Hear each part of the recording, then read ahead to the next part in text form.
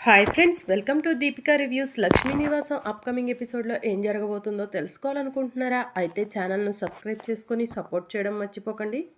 ఎక్కడికి వెళ్ళమంటావు భాగ్యం? ఈరోజు నేను ఇలా ఉన్నానంటే దానికి కారణం జై సార్ అని జాను ఏడుస్తూ భాగ్యానికి చెప్తూ, జై తన్ని మొదటిసారి కలిసినప్పటి నుంచి తన్ను సంతోషంగా ఉంచటం కోసం ఏమేం పనులు చేశాడో అవన్నీ కూడా జాను గుర్తు చేసుకుంటూ ఉంటుంది.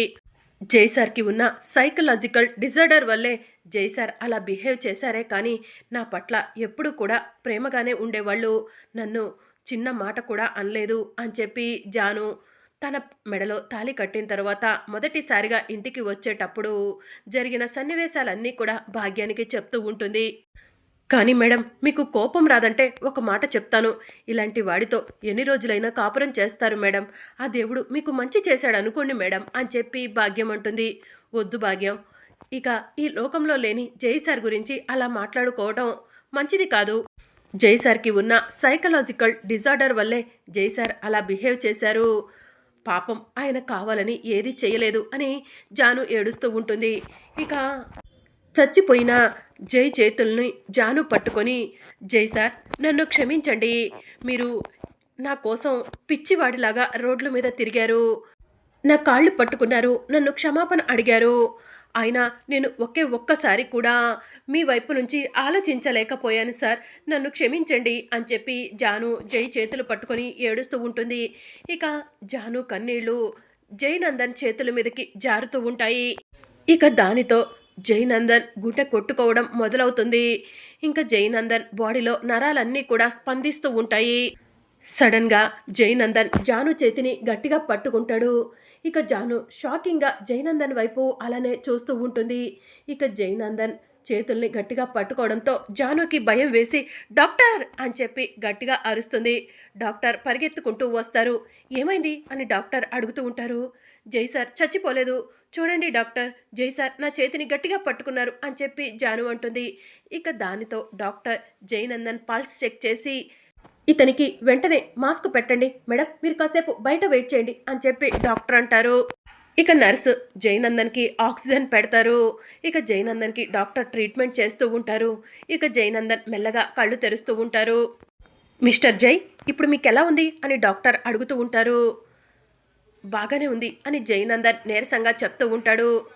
జాను జాను అని చెప్పి జైనందన్ అంటూ ఉంటే, అంటే మీ వైఫా అని చెప్పి డాక్టర్ అడుగుతూ ఉంటారు. అవును డాక్టర్ అని జైనందన్ అంటాడు. ఇప్పుడే మీ వైఫ్ని లోపలికి పిలుస్తాను అని డాక్టర్ రూమ్లో నుంచి జాను దగ్గరకు వెళ్తారు. డాక్టర్ డాక్టర్ అని జాను అంటూ ఉంటే, నిజంగా అద్భుతం, మిరాకిల్, ఆయనకు ఇది పునర్జన్మ అని చెప్పాలి. చనిపోయాడు అనుకున్న వ్యక్తి అసలు మీరేం చేస్తే బ్రతికారు అని డాక్టర్ జానుని అడుగుతూ ఉంటారు. నేను జైసార్ చేతిని పట్టుకొని బాధపడ్డాను, అంతే, ఆయన నా చేతిని గట్టిగా పట్టుకున్నారు డాక్టర్ అని చెప్పి జాను అంటుంది. నిజంగా అతను బ్రతకటం అన్నది ఒక మిరాకిల్ అని చెప్పి డాక్టర్ చెప్తూ ఉంటారు. అతను మిమ్మల్ని చూడాలనుకుంటున్నాడు, మీరు లోపలికి వెళ్ళండి అని చెప్పి డాక్టర్ చెప్తూ ఉంటే, సరే డాక్టర్ అని చెప్పి జాను లోపలికి వెళ్ళబోతూ ఉండగా, మేడం ఎందుకైనా మంచిది కాస్త జాగ్రత్తగా ఉండండి అని భాగ్యం చెప్తుంది. సరే భాగ్యం అని చెప్పి జాను జైనందన్ రూమ్లోకి వెళ్తుంది. జాను జాను అని జైనందన్ అంటూ ఉంటే, సారీ సార్, మీరు ఈరోజు ఈ పరిస్థితిలో ఉన్నారంటే దానికి కారణం నేనే అని చెప్పి జాను అంటుంది. ఇట్స్ ఓకే జాను, నువ్వు నాకు క్షమాపణ చెప్పడం ఏంటి అని చెప్పి జైనందన్ అంటాడు. సారీ సార్ అని చెప్పి జాను అంటుంది. మళ్ళీ సారీ అంటావేంటి అని జైనందన్ అంటూ ఉంటాడు. మీరు నా వెనుక పిచ్చివాళ్లా తిరిగారు, నా కాళ్ళు పట్టుకున్నారు, నా క్షమాపణ అడిగారు, మీలాంటి వాళ్ళు ఇవన్నీ చేయటం ఏంటి సార్?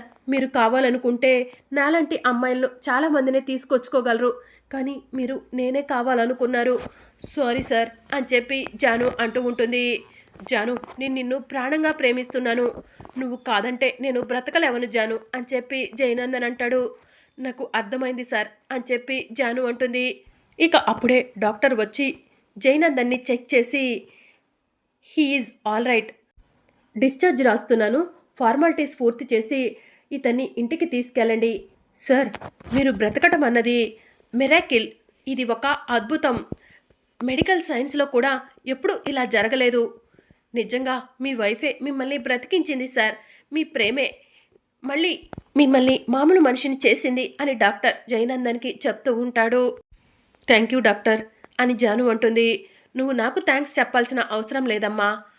నీ వల్లే అతను బ్రతికాడు. ఇది ఒక వండర్. ఇంక ఇంతకు మించి నేనేం చెప్పలేవను అని డాక్టర్ అక్కడి నుంచి వెళ్ళిపోతాడు. జై సార్ ఇక బయలుదేరదామా అని చెప్పి జాను అంటుంది. సరే జాను అని చెప్పి జయనందన్ అంటాడు. ఇక మరోవైపు ఖుషి రెడీ అవుతూ ఉంటుంది. ఖుషి ఎక్కడికి రెడీ అవుతున్నావు? ఈరోజు స్కూల్కి సెలవు కదా అని చెప్పి సిద్ధు అంటాడు. ఈరోజు స్కూల్కి సెలవు కాదు ఫ్రెండు, రిపబ్లిక్ డే, స్కూల్లో ప్రోగ్రామ్స్ ఉంటాయి అని చెప్పి ఖుషి చెప్తూ ఉంటుంది. ఓ, స్కూల్లో ప్రోగ్రామ్స్ కోసం వెళ్తున్నావా అని చెప్పి సిద్ధు అడుగుతూ ఉంటే, అవును ఫ్రెండు, నువ్వు కూడా వస్తావా అని ఖుషి అంటుంది. నేనా? నేను రాన్లే ఖుషి, నిన్ను స్కూల్ దగ్గర డ్రాప్ చేస్తాను అని చెప్పి సిద్ధు అంటాడు. ప్లీజ్ ఫ్రెండు, నేను కూడా డాన్స్ కాంపిటీషన్లో ఉన్నాను, నువ్వు వచ్చి నా డాన్స్ చూడవా అని ఖుషి అంటూ ఉంటే, నువ్వు పార్టిసిపేట్ చేస్తున్నావా? అయితే తప్పకుండా వస్తాను ఖుషి అని చెప్పి సిద్ధు అంటాడు. ఇక మరోవైపు మీనన్ బాయ్ అనే మనిషికి ఫోన్ చేసి, నువ్వు కోరిన విధంగానే 20 మంది చిల్డ్రన్స్ని తీసుకొస్తాను అని చెప్పి చెప్తూ ఉంటాడు. డీల్ ఓకే, తీసుకురాలేదనుకో నీకు ఇస్తానన్న అమౌంట్ నీ వరకు రాదు అని చెప్పి బాయ్ చెప్తూ ఉంటే, ఏంటి బాయ్ అలా మాట్లాడుతున్నావు?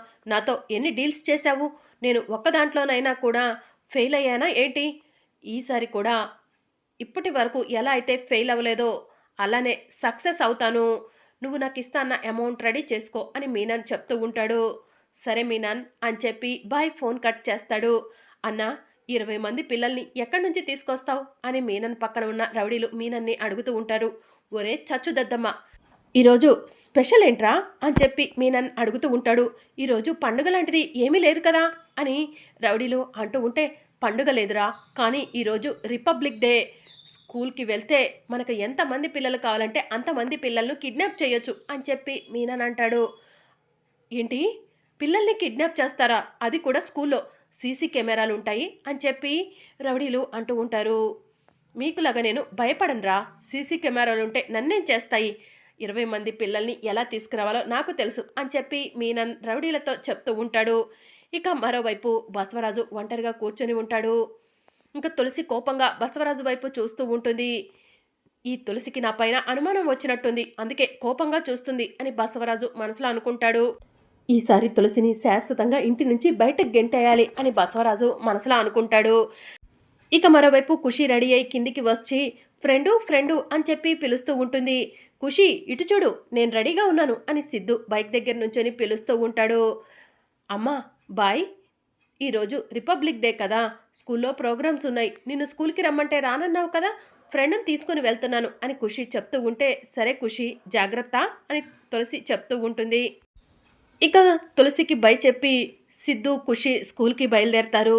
ఇక తులసి వినాలని చెప్పి బసవరాజు ఒంటరిగా కూర్చొని సుపర్ణికకు ఫోన్ చేస్తాడు. ఏంటి బసవరాజు గారు, చాలా రోజుల తర్వాత ఫోన్ చేశారు, బాగున్నారా అని సుపర్ణిక అడుగుతూ ఉంటుంది.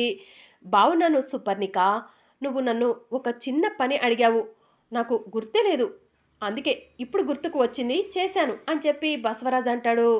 మేం కూడా మీ ఫోన్ కోసం ఎదురు చూస్తున్నాం బసవరాజు గారు అని చెప్పి సుపర్ణిక అంటూ ఉంటుంది.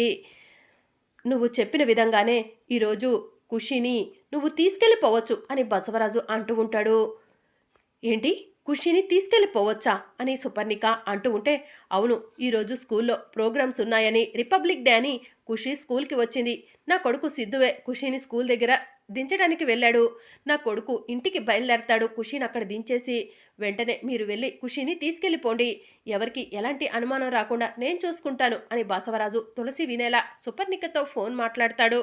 థ్యాంక్ యూ బసవరాజు గారు, మీరు చేసిన సహాయం ఎప్పటికీ మర్చిపోను అని చెప్పి సుపర్ణిక ఫోన్ కట్ చేస్తుంది. దాంతో బసవరాజు తులసి చూడాలని ఫోన్ని టేబుల్ మీద పెట్టేసి రూమ్లోకి వెళ్ళిపోతాడు. ఇదేంటి, మామయ్య గారు సుపర్ణికతో మాట్లాడుతున్నారు, సుపర్ణికను ఖుషిని తీసుకెళ్ళిపోమని చెప్తున్నారు, అంటే ఖుషిని మాయం చేయాలని చూస్తున్నారా? అసలు సుపర్ణిక అంటే ఆ సుపర్ణికనేనా అని చెప్పి తులసి బసవరాజు ఫోన్ని చెక్ చేస్తుంది. ఇక సుపర్ణిక అని ఫోన్ నెంబర్ కనిపించడంతో తులసి షాకింగ్గా చూస్తూ ఉంటుంది. ఖుషిని ఎలాగైనా కాపాడుకోవాలి అని తులసి మనసులో అనుకొని ఫోన్ తీసుకొని సిద్ధుకి ఫోన్ ట్రై చేస్తూ ఉంటుంది. ఇక అప్పటికే సిద్ధు బైక్ మీద వెళ్తూ ఉంటాడు. ఇక అప్పటికే సిద్ధు ఖుషి బైక్ మీద మాట్లాడుకుంటూ వెళ్తూ ఉండటం వల్ల తులసి ఫోన్ చేస్తూ ఉంటే సిద్ధుకి ఆ రింగ్ వినిపించదు. ఇక మరోవైపు జాను జయనందన్ని తీసుకొని ఇంటికి వస్తుంది. జై సార్, మీరు రెస్ట్ తీసుకోండి, మీ ఒంటి మీద అయిన గాయాలకు కాపడం పెడతాను, వేడి నీళ్ళు తీసుకొని వస్తాను అని చెప్పి జాను అంటుంది. అయ్యో జాను, నీకెందుకు శ్రమ అని చెప్పి జయనందన్ అంటాడు. నాకు శ్రమ ఏం లేదులేండి సార్ అని చెప్పి జాను కిచెన్లోకి వెళ్తుంది. ఇక అప్పుడే జయనందన్ డాక్టర్కి ఫోన్ చేస్తాడు. డాక్టర్, చాలా థ్యాంక్స్ అని జయనందన్ అంటూ ఉంటాడు. జయనందన్ గారు, నేను చేసిందేముంది, మీరు డబ్బిస్తా అన్నారు, దానికి ప్రతిఫలంగా మీరు చెప్పమన్నట్టు చెప్పాను అని చెప్పి డాక్టర్ జయనందన్కి చెప్తూ ఉంటాడు. మీరు అలా చెప్పటం వల్లే నన్ను అసహించుకున్న నా జాను మళ్ళీ నా దగ్గరకు వచ్చింది అని జయనందన్ చెప్తూ ఉంటాడు. మీరు అది కోరుకునే కదా సార్ నాతో అబద్ధం చెప్పించింది అని డాక్టర్ అంటూ ఉంటే, అవును, నా జాను నన్ను అసహించుకొని నా నుంచి దూరంగా వెళ్ళిపోవాలనుకుంది. అలాంటి జానుకి మళ్ళీ నేను దగ్గర అవ్వటం మీ వల్లే జరిగింది. థ్యాంక్ యూ సో మచ్ అని జయనందన్ చెప్తూ ఉంటే ఈ మాటలను చాటుగా జాను వింటుంది. అంటే జై సార్ చచ్చిపోలేదా? చచ్చిపోయినట్టు నాటకమాడి డాక్టర్తో అబద్ధం చెప్పించారా? నన్ను మళ్ళీ సొంతం చేసుకోవడం కోసం ఇదంతా చేశారా అని జాను ఆలోచిస్తూ ఉంటుంది. జై సార్ మారారనుకున్నాను, జై సార్ మారరు, ఆయన చేసిన తప్పులన్నిటికీ కూడా శాశ్వత పరిష్కారం చూపిస్తాను అని జాను పక్కకు వెళ్ళి ఎవరితోనో ఫోన్ మాట్లాడుతూ ఉంటుంది. జాను జాను అని జయనందన్ పిలుస్తూ ఉంటాడు. ఇక జాను జయనందన్ పిలుస్తున్నా కూడా పలక్కుండా అలానే కిచెన్లో ఉంటుంది. కాసేపటి తర్వాత పోలీసులు వస్తారు. ఎవరైనా లోపల ఉన్నారా అని చెప్పి పోలీసులు పిలుస్తూ ఉంటే జయనందన్ సీసీ కెమెరాని తన ఫోన్లో చెక్ చేసుకొని ఇదేంటి పోలీసులు వచ్చారు అని మనసులో అనుకొని వెంటనే కిందికి వచ్చి ఏంటి ఇలా వచ్చారు సార్ అని చెప్పి అడుగుతూ ఉంటారు. ఇక్కడ జయనందన్ అంటే ఎవరు అని చెప్పి పోలీసులు అడుగుతూ ఉంటారు. నేనే అని చెప్పి జయనందన్ అంటాడు. నాతో ఏదైనా పని ఉండొచ్చారా? తర్వాత మాట్లాడుకుందాం, ఇప్పుడు నా ఆరోగ్యం బాలేదు అని చెప్పి జయనందన్ అంటాడు. మీతో పని ఉండి రాలేదు సార్, మిమ్మల్ని అరెస్ట్ చేయడానికి వచ్చాను అని చెప్పి పోలీసులు అంటారు. నన్ను అరెస్ట్ చేయడానికి వచ్చారా? వాట్ డూ యు మీన్ అని జయనందన్ అంటాడు. మిమ్మల్ని అరెస్ట్ చేయడానికే వచ్చాను, మీ పైన కంప్లైంట్ ఫైల్ అయింది అని పోలీసులు చెప్తూ ఉంటారు. నా పైన కంప్లైంట్ ఫైల్ అయిందా? ఎవరు నా పైన కంప్లైంట్ ఇచ్చారు అని జయనందన్ అడుగుతూ ఉంటారు. మీ వైఫ్ జాను అని చెప్పి పోలీసులు అంటారు. జాను నా పైన కంప్లైంట్ ఇచ్చిందా? జాను జాను అని జయనందన్ పిలుస్తూ ఉంటాడు. ఇక జాను బయటకు వస్తుంది. వీళ్ళేం చెప్తున్నారు అని జయనందన్ అంటూ ఉంటాడు. అవును, నేనే మీ పైన పోలీస్ కంప్లైంట్ ఇచ్చాను అని చెప్పి జాను అంటుంది. జాను పిచ్చి పట్టిందా ఏంటి నీకు అని జయనందన్ అంటాడు. పిచ్చి పట్టింది నాకు కాదు సార్, మీకే. మీరు నిజంగా మారిపోయారేమో అనుకున్నాను, కానీ డాక్టర్తో మీరు అబద్ధం చెప్పారని తెలిసింది. ఇంకా నన్ను మోసం చేస్తున్నారు, ఎందుకు సార్ ఇదంతా చేస్తున్నారు అని చెప్పి జాను అంటుంది. అందుకే మీ పైన పోలీస్ కంప్లైంట్ ఇచ్చాను అని చెప్పి జాను చెప్తూ ఉంటుంది. జాను, కేసు వాపస్ తీసుకో అని జయనందన్ అంటాడు. లేదు సార్, మీకు శిక్ష పడాలి. అసలు ఎవరో వ్యక్తిని ఇంట్లో బంధించి అతన్ని ఎందుకు సార్ ఇబ్బంది పెడుతున్నారు అని జాను అడుగుతూ ఉంటుంది. ఏంటి, ఒక వ్యక్తిని బంధించారా? ఎక్కడా అని పోలీసు వాళ్ళు అడుగుతూ ఉంటారు. పైన రూమ్లో సార్ అని చెప్పి జాను అంటుంది. జాను, పిచ్చి పట్టిందా ఏంటి నీకు అని జయనందన్ అంటూ ఉంటాడు. నాకు పిచ్చి పట్టలేదు సార్ అని చెప్పి జాను పోలీసు వాళ్ళను ఆ రూమ్ దగ్గరకు తీసుకెళ్తుంది. పోలీసు వాళ్ళు రూమ్ డోర్ ఓపెన్ చేయడంతో జాను భయపడి దూరంగా నుంచుంటుంది. పోలీసు వాళ్ళు మెల్లగా భయపడుతూ అతని దగ్గరకు వెళ్తారు. బంధించిన అతన్ని ఆ రూమ్లో నుంచి బయటకు తీసుకొని వస్తారు. జయనందన్, సార్ ప్లీజ్ సార్, నేను చెప్పేది వినండి అని పోలీసు వాళ్ళకు చెప్తూ ఉంటాడు. ఇతన్ని ఎన్ని రోజుల నుంచి ఇలా బంధించావు అని పోలీసు వాళ్ళు జయనందన్ని అడుగుతూ ఉంటారు. ఇక జయనందన్ ఏం మాట్లాడు, నీతో నిజం ఎలా చెప్పించాలో మాకు తెలుసు. కానిస్టేబుల్స్, అతన్ని జీప్ ఎక్కించండి, అలాగే ఈ జయనందన్ని అరెస్ట్ చేయండి అని చెప్పి ఎస్ఐ చెప్తూ ఉంటాడు. దాంతో జయనందన్ చేతులకి బేడీలు వేసి అలాగే ఇంట్లో బంధించి ఉన్న వ్యక్తిని తీసుకెళ్లి జీబు ఎక్కిస్తూ ఉంటారు. జాను జాను ప్లీజ్ జాను, కేసు వాపస్ తీసుకో అని జయనందన్ అంటాడు. ఇప్పుడు ఆవిడ కేసు వాపస్ తీసుకున్నా కూడా మేము నిన్ను వదిలిపెట్టము, ఇంట్లో ఇతన్ని ఎందుకు బంధించావో నీ గురించి అన్ని నిజాలు తెలుసుకుంటాం అని ఎస్ఐ జయనందన్ని అంటూ ఉంటాడు. ఇక మరి అప్కమింగ్ ఎపిసోడ్లో ఏం జరగనుందో తెలుసుకోవాలనుకుంటున్నారా? అయితే ఛానల్ను సబ్స్క్రైబ్ చేసుకొని సపోర్ట్ చేయడం మర్చిపోకండి. Thank you for watching.